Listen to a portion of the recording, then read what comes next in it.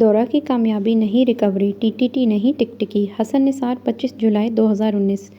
قدم قدم پر خیال آتا ہے کہ نون لیگ کے نٹ بولٹ بری طرح ڈھیلے ہوتے جا رہے ہیں اور اگر سلسلہ یوں ہی جاری رہا تو اتفاق فاؤنڈری میں تیار ہوا یہ مصنوعی سیاسی شاہکار پھر سے اسکریپ میں تبدیل ہو جائے گا۔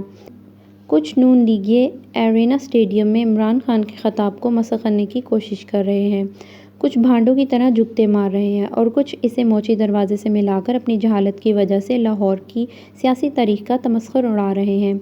پہلی بات تو یہ کہ ساری نوٹنکی لیگ سرکاری دورے پر واشنگٹن پہنچ جائے تو بھی یہ ڈھیٹ قسم کا اسٹیڈیم بھرنا ان کے لیے بہت مشکل ہوگا، جبکہ پومیو نے عمران خان کو خراج تحسین پیش کرتے ہوئے کہا ہے کہ واشنگٹن کی ایرینا اسٹیڈیم میں آپ کا استقبال ایک راک سٹار کی طرح ہوا۔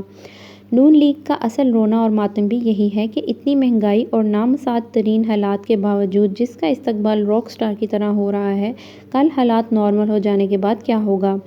یہ شاید عجائب گھروں میں رکھے جانے کے قابل بھی نہ رہیں گے کہ ہر گزرتے دن کے ساتھ ان کے ایسے بھیانک کرتوت سامنے آئیں گے کہ الامان الحفیظ۔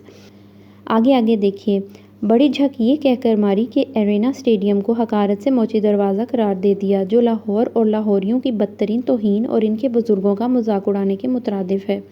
پہلی بات یہ کہ موچی دروازہ دراصل موتی دروازہ ہے، جو عوام کی لا علمی کے سبب موچی دروازہ مشہور ہوا، حالانکہ اپنے دلیر محافظ اعلیٰ موتی کی وجہ سے اوریجنلی یہ موتی دروازہ ہے، جس کے محافظ نے اس کی حفاظت کے لیے سر دھڑ کی بازی لگا دی تھی۔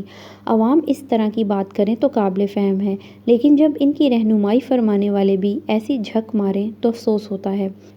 یہاں ضمناً یہ بھی عرض کرتا چلوں کہ یکی دروازے کا اصل نام بھی زکی دروازہ ہے، جس کے بارے میں مشہور ہے کہ اس کے محافظ زکی نے اس کی حفاظت کا حق ادا کرتے ہوئے اپنی زندگی یوں قربان کی کہ سر کٹنے کے کچھ دیر بعد تک اس کا دھڑ شمشیر زنی کے جوہر دکھاتا رہا۔ موتی دروازے کو موچی دروازے بھی مان لیں تو اس کی تاریخ ایسی ہے کہ کوئی سیاسی ورکر اس کا احترام کیے بغیر نہیں رہ سکتا۔ یہ وہ مقام ہے جسے تحریک پاکستان میں بھی ایک خاص مقام حاصل ہے۔ گزشتہ نصف پون صدی میں شاید ہی کوئی قابل ذکر شخصیت ہو جس نے اسے رونق نہ بخشی ہو، لیکن جہالت اور اندھی نفرت اس طرح اکٹھی ہو جائے جیسے نون لیگ میں اکٹھی ہو گئی ہے تو یوں ہی ہوتا ہے۔ چلتے چلتے یہ بھی سن لیں کہ آصف علی پوتا مرحوم میرے چھوٹے بھائیوں کی طرح تھا۔ اس زمانے میں جب اس نے کالم نگاری کا فیصلہ کیا تو مجھ سے بھی بات کی۔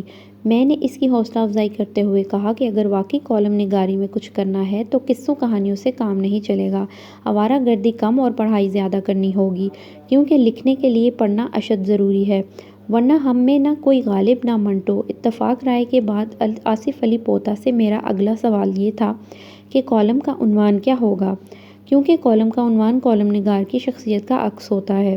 پوتا نے جواب دیا، موچی دروازہ۔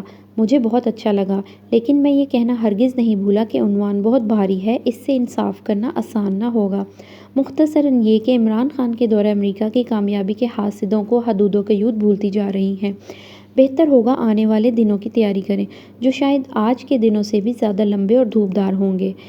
ان کے لیڈر سے بھی ایئر کنڈیشنر اور ٹی وی جیسی عیاشیاں چھننے والی ہیں کہ گرفتاریاں مکمل ہوتے ہی ریکوریاں حکومتی ہوش و حواس پر غلبہ پاتی جائیں گی اور یہ عوامی احتجاج بھی شدید تر ہوتا چلا جائے گا کہ سارا زور عوام سے وصولیوں پر ہے۔ یہ نالائق نااہل حکومت ان قیدیوں سے وصولیاں کیوں نہیں کر رہی جو اربوں خربوں ڈالر دبائے یوں بیٹھے ہیں جیسے دیسی مرغی انڈوں پر بیٹھتی ہے۔ ایک بات پکی ہے کہ گھی ہے تو بالکل اصلی، لیکن یہ سیدھی انگلیوں سے کبھی نہ نکلے گا کہ مال مسروقہ کی برآمدگی پر صرف بے پناہ دولت ہی نہیں، بچی کھچی عزت بھی ساتھ جاتی ہے۔ یہی شریفوں زرداریوں کا اصل مسئلہ ہے۔ عمران کا اصل امتحان امریکن دورہ کی کامیابی نہیں کہ وہ خاص حد تک طے تھی، عمران حکومت کا اصل امتحان ریکوری ہے۔ باقی اللہ خیر کرے، ان کے لیے تو ٹیٹیاں ہی ٹکٹیاں بننے والی ہیں، جنہیں کوئی چیلنج ہی نہیں کر سکتا۔